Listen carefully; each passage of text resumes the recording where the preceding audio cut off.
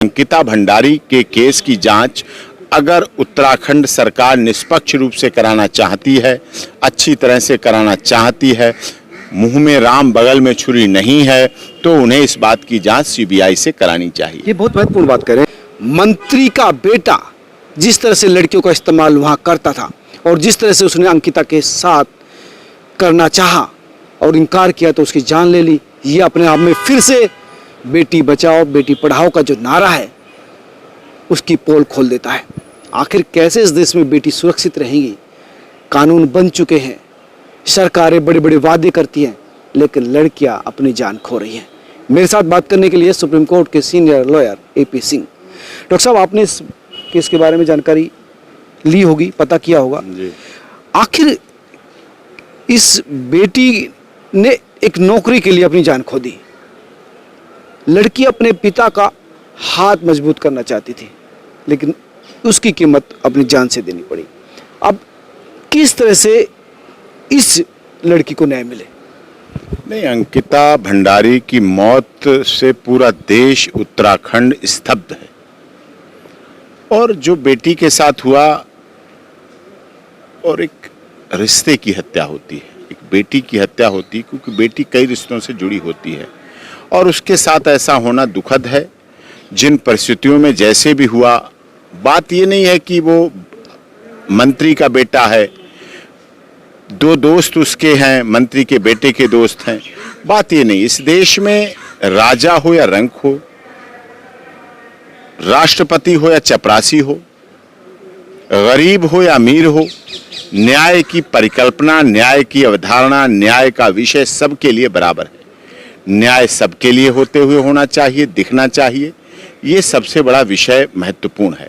इसलिए इस बात से फर्क नहीं पड़ता, लेकिन कई बार किस लिए नहीं पड़ता डॉक्टर साहब? बात चपरासी राष्ट्रपति नहीं, बात यह है कि उस जो जहां पर वो उसको नौकरी दी गई इस लड़की को, वहां पर हर तरह की अवैध गतिविधियां होती थी। वहां पर लड़की आई जाती थी, रात के लिए क्लाइंट आ जाते थे जिनका नाम नहीं लिखा जाता था।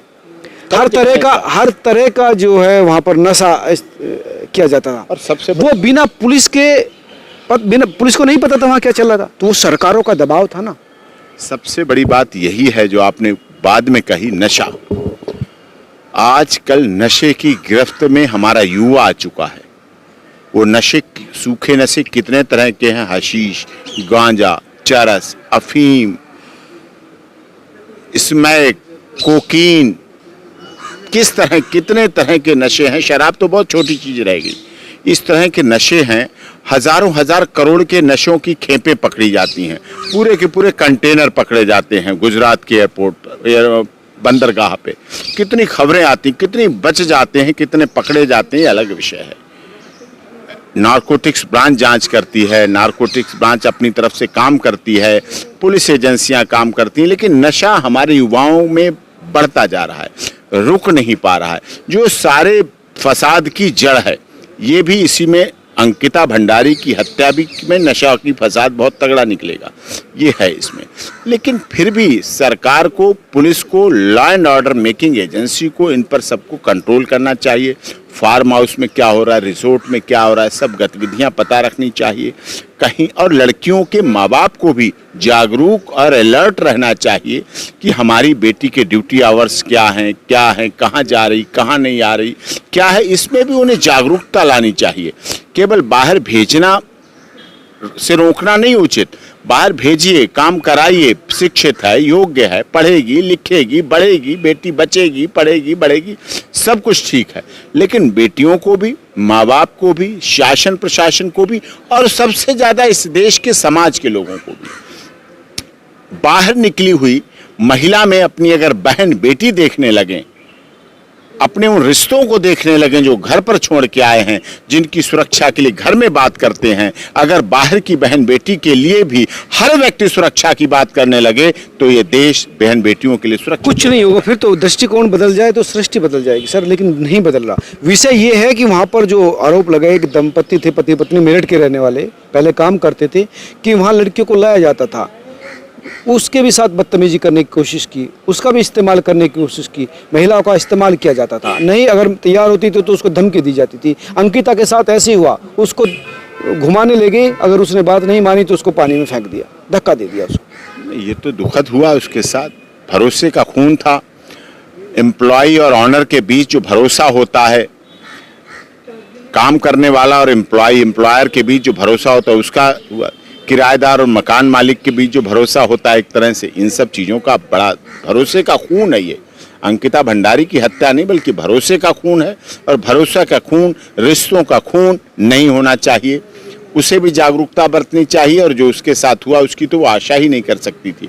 उसका तो 1 महीना भी पूरा नहीं हो पाया एम्प्लॉयमेंट का, उसे तो 1 महीने की सैलरी भी नहीं मिल पाई, उसकी तो नौकरी भी नहीं पूरी हो पाई, और उसकी ज़िंदगी ख़त्म हो गई, बर्बाद हो गई। जो माँ बाप ने उसके लिए सपना सजोया था, जो उसने अपना सजोया था कि मैं नौकरी करूँगी, पैसे इकट्ठे करूँगी और सपनों का राजकुमार हमें आएगा, ब्याह के लिए जाएगा, मैं रानी महारानी बन के ज़िंदगी जीऊँगी, लेकिन वो तो कहीं की नहीं रही। लेकिन उसकी गलती क्या थी? उसकी गलत मेहनत कर रही थी, नौकरी की थी, या उस ऐसे व्यक्ति के पास पहुंच गई जिसके जीवन में महिलाओं का महत्व नहीं था, लड़कियों का महत्व नहीं था। और जो आपने बताए 2 लोग और थे उसमें, दाम्पत्य थे, सौरव और अंकित जो इसका दोस्त था, पुलकित तो बेटा था विनोद आर्य का, जो उत्तराखंड सरकार का मंत्री था, और उसके तो दोस्त, पूरा गैंग ये काम कर रहा था। जो भी लड़की उनकी बात नहीं मानती थी उसका ऐसे ही हाल कर देता। ऐसा हो सकता है कि डॉक्टर साहब और भी कैसे मामले हो? ऐसे कई मामले निकलते हैं। डिस्क्लोजर स्टेट में पुलिस इन्वेस्टिगेट करेगी, और मैं तो कहता हूँ इस केस को जब उत्तराखंड जैसे गोवा में हुआ था, सोनाली फोगाट का जो केस हुआ गोवा में हुआ, तो गोवा पुलिस ने, गोवा सरकार ने इस केस की अपने केस की जांच सीबीआई को सौंपी। तो मैं तो ये कहूँगा कि अंकिता भंडारी के केस की जांच अगर उत्तराखंड सरकार निष्पक्ष रूप से कराना चाहती है, अच्छी तरह से कराना चाहती है, मुंह में राम बगल में छुरी नहीं है, तो उन्हें इस बात की जांच सीबीआई से करानी चाहिए। ये बहुत महत्वपूर्ण बात कर रहे हैं, क्योंकि उत्तराखंड सरकार एसआईटी के गठन कर रही है, फास्ट ट्रैक कोर्ट की बात कर रही है, लेकिन जिस रिसोर्ट में ये पूरा मामला हुआ उसको बुलडोजर से ढा दिया गया, और ये पता नहीं कि किसके ऑर्डर पर ढाया गया। ये बहुत सरप्राइज है, एक रिसोर्ट को ढा देना, और यही नहीं पता चलता। ढाना तो अपने योगी जी ने किया था शुरू, अपराधियों का किया था शुरू, तो अपराधी होता था, डिक्लेयर होता था, क्लियर होता था, तो वहाँ बुलडोजर पहुँचता था। धीरे धीरे शिवराज मामा जी ने भी शुरू किया उसी पैटर्न पे, मध्य प्रदेश में भी अपराधियों के घरों को बुलडोजर से ढाना। लेकिन उत्तराखंड में सरकार ने नहीं गिराया, डीएम ने नहीं गिरवाया, एसपी ने नहीं गिरवाया, नगर पालिका ने नहीं गिरवाया, विधायक इनकार कर रही है, विधायक भी इनकार कर रहा, वहाँ के स्टाफ इनकार कर रहा है, सबको इनकार कर रहा है।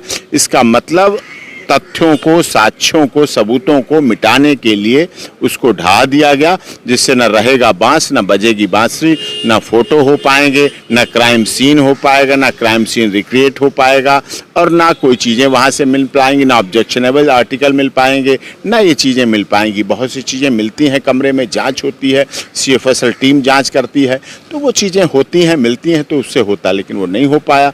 तो इसका मतलब है कि कहीं ना कहीं बड़ी साजिश है, और तथ्यों को मिटाना, सबूतों को मिटाना अपने आप में एक और ऑफेंस है, और अपराध है, और इस पर भी सख्ती से सख्त कार्रवाई पुलिस को भी करनी चाहिए, और उत्तराखंड सरकार को भी इस पर करना चाहिए। ये तो सवाल आपने उठाया है कि सीबीआई जांच होनी चाहिए। अंकिता के परिवार के लिए भी कोई सजेशन, हाँ सलाह हो आपकी कि उनको कुछ कहना चाहें आप? अंकिता के परिवार के साथ पूरे देश की संवेदनाएं हैं, उत्तराखंड की संवेदनाएं हैं। सरकार को भी संवेदनात्मक रहना चाहिए, केंद्र सरकार को भी संवेदनात्मक रहना चाहिए। महिलाएं अगर काम पे जाती हैं तो वो अपने पैरों पे खड़ी होती हैं, तो उनको अगर सुरक्षा नहीं उपलब्ध हो पाएगी तो कौन अपनी बेटी को भेजेगा, कौन अपनी पत्नी को भेजेगा, कौन अपनी बहन को भेजेगा, कौन अपनी नाती पोती ध्योती को भेजेगा? सब रिश्तों से जुड़ा हुआ मामला है। सरकार को तो शीघ्र से शीघ्र कानूनी कार्रवाई करना चाहिए, फास्ट ट्रैक कोर्ट बनानी चाहिए, स्पीडी ट्रायल करना चाहिए, CFSL रिपोर्ट, जो जितनी टेक्निकल चीज़ें हैं, मॉडर्न टेक्नोलॉजी की चीज़ें इन्वेस्टिगेशन का पार्ट हैं, उनको पूरा करना चाहिए, उन पर काम करना चाहिए, उनको देखना चाहिए, उनके आधार पर तैयारी करनी चाहिए, और पूरी तरह से करना चाहिए, जिससे हमारे देश में एक अंकिता भंडारी तो चली गई, एक झारखंड में अंकिता सिंह तो चली गई, एक हरियाणा में पलवल में एक लड़की को गोली तो मार दी गई, रोहतक में मार दी गई, कब तक ऐसी घटनाएं होती रहेंगी जब तक इन दोषियों को, अपराधियों पर खौफ नहीं होगा, इनमें डर नहीं पैदा होगा, इनमें भय नहीं पैदा होगा। कानून का भय पैदा करने के लिए इन पर ये कार्य करना चाहिए, जिससे कि लोगों में भय पैदा हो, कानून का डर पैदा हो और लोगों को न्याय के प्रति आस्था जगे, न्याय मिले, न्याय मिलते हुए होना भी चाहिए, दिखना भी चाहिए और लोगों के दिल और दिमाग में भी पहुंचना चाहिए कि ये न्याय है, न्यायिक प्रक्रिया है। हमारे देश में चाहे राजा हो, रंक हो, चौकीदार चपरासी हो, कोई हो, गुवाहाटी से चौपाटी, कन्याकुमारी से कश्मीर तक, डॉक्टर भीमराव अम्बेडकर जो न्याय मिलना नहीं, न्याय होता हुआ दिखना चाहिए। सवाल यही है कि सालों कोर्ट कचहरी के चक्कर ना काटे, न्याय मिले, त्वरित मिले, तुरंत मिले, सलाखों के पीछे वो रहे। अगर उनको जल्दी जमानत मिल गई तो वो सबूतों को छेड़ सकते हैं। आखिर किसने बुलडोजर चलाया? अगर सरकार वास्तव में गंभीर है तो क्यों नहीं इसकी सीबीआई जांच करवाई जाए, जैसे कि एपी सिंह ने सवाल उठाया। आखिर सरकार अगर सीबीआई की जांच की रिकमेंडेशन करती है तो ये सामने आ जाएगा कि इस पूरे मामले के पीछे अंकिता के अलावा और किन किन लड़कियों के साथ क्या क्या हुआ और क्या क्या ये लोग करते थे, कौन कौन इसमें इन्वॉल्व थे। ये सच्चाई, ये दूध का दूध, ये पानी का पानी साफ होना चाहिए अगर सरकार सच्चे मन से चाहती है कि वो आरोपियों को उनके किए की सजा दे। दोस्तों, आप क्या सोचते हैं जरूर कमेंट करके बताएं और इस मांग को जो डॉक्टर एपी सिंह ने उठाई है, अगर इसको सपोर्ट करना चाहते थे खबर को फॉरवर्ड कीजिए, कमेंट करके अपना समर्थन दीजिए। एक बच्ची के नाम पर आप इतना तो कर ही सकते हैं। नमस्कार।